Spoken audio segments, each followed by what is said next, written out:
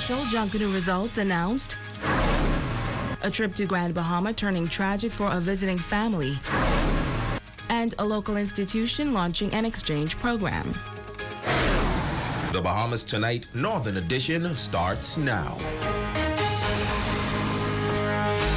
This is the Bahamas Tonight, the Northern Edition. Good evening, all. I'm Shashina Rowe-Farquharson. As always, it is so great to have you with us. Topping the news tonight, some Junkanoo leaders are demanding answers tonight from the Grand Bahama Junkanoo Committee regarding the results of the 2019 New Year's Day Junkanoo Parade. Now, group leaders were invited to collect the official results of the parade along with their penalty package form from Junkanoo headquarters this morning. While the results remain the same, some Junkanooers say it is time for group leaders to unite to bring about change. Megan Shepard has more. The 2019 New Year's Day Junkanoo Parade is in the history books, but the controversy continues. Group leaders were invited to collect the official results from Junkanoo headquarters, and the unofficial results have been confirmed that Superstar Rockers are the winners of the parade. The Swingers coming in second and the Platinum Knights holding on to the third spot. Veteran Junkanooer and leader of Showtime, Terry Wildgoose, among the leaders on hand to receive the official results. He says that Junkanoo has put in a lot of time, money, and passion into the parade, and he says credit must be given to the Platinum Knights. We as leaders, we created that monster, and we're going to get rid of that monster. Those penalty judges have to educate themselves and use compassion, because we lose time, we lose money, and sometimes you lose relationship. So it's very difficult when you place one of us in that position. See, I'm the type of person, I feel that as if it was me. Even though it didn't happen to me, I next. And as leaders, all of us got to understand that. It's Platinum today, it's someone else next week. And see, we got to band ourselves together and get rid of that, oh, well, I win now and I win this now. But the fact of the matter is, if they treat them like that, they'll treat us the same way the next time around. So I'm going to go on record as saying I'm very unhappy with the way it turned out, because I think it put a big black eye over Junkanoo in Freeport. While the Platinum Knights won 8 of the 10 categories in the parade, they were handed a total of 820 penalty points for their brass line and for spending just 1 minute over the allotted 20 minutes in show time. The rule states that it's 75% French. Your whole costume French, and your pants or undergarments can be anything. You understand? You can see right here now, this will be penalized for. They were saying that our brass was too over-decorated. I never heard that in the history of Junkanoo. I don't know if they want the Platinum Knights to take Junkanoo back 10 years backwards, but I guess Platinum Knights is just evolving too quick for the other groups.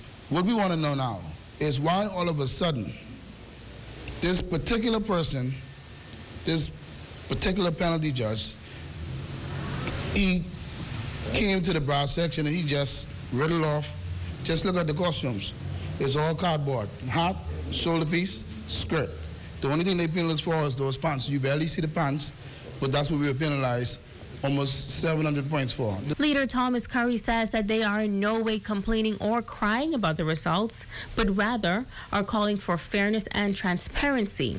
He says that he believes that they are the true winners and the people's choice for the New Year's Day Parade. Now, while the route judges awarded the Group 8 category wins, he says that was a separate group of penalty judges, which resulted in the dramatic loss. And our fate should not be determined by other group penalties. It should not be. You know, and I was totally against this. For years, other groups determining your fate by giving you penalties. It should always be a comprised unit going on the streets doing it. After the first lap, we never received information that we were penalized. We learned about getting penalized the day of the results calling. That is a no-no. That never supposed to happen. So you could obviously see that this is something spiteful going on. Some people are doing something behind doors, and Platinum Knights is not going to sit down and let this happen to us. Wildgoose is calling for unity amongst Junkanoo leaders on the island.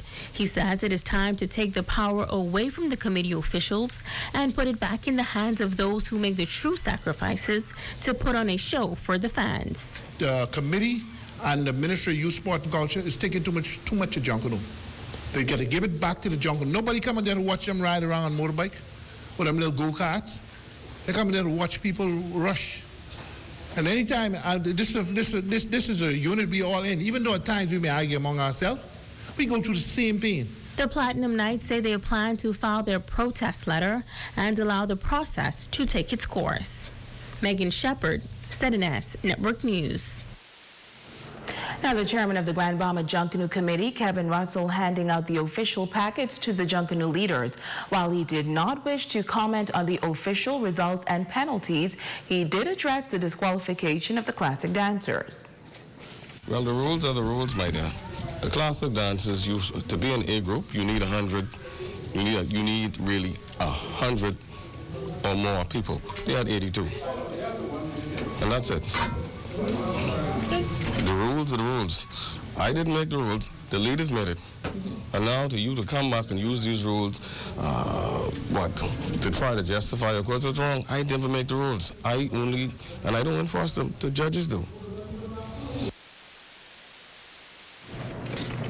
Well, the leader of the classic dancers was also in attendance for the distribution process, but he says he will address the issue at a later date.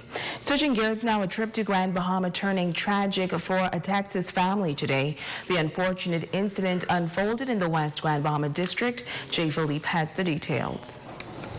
The visitor reportedly drowned in waters off Deadman's Reef. The elderly man who had just arrived on Grand Bahama on board a yacht and was snorkeling in the area when the tragedy occurred. Police received a report of a drowning here at the beach on Deadman's Reef, where a male Caucasian visiting us in the Bahamas was found to be lifeless here. He apparently had just not too long arrived here in the Bahamas and was experiencing some difficulties while in waters. Medical EMS personnel responded very quickly. The doctor from the West End Clinic, she also came very quickly, and unfortunately, he was pronounced dead here at the scene. Reports say the victim had just gotten married and was visiting Grand Bahama along with his bride and a few friends. Assistant Superintendent Teresa Dependent says investigations will continue before the identity of the person can be released. We have several persons who accompanied him, who were here, who are given some clarifications as to what actually happened here. So we are waiting for those reports. But for now, it's been classified as a drowning. I'm Jay Philippe, ZNS Network News.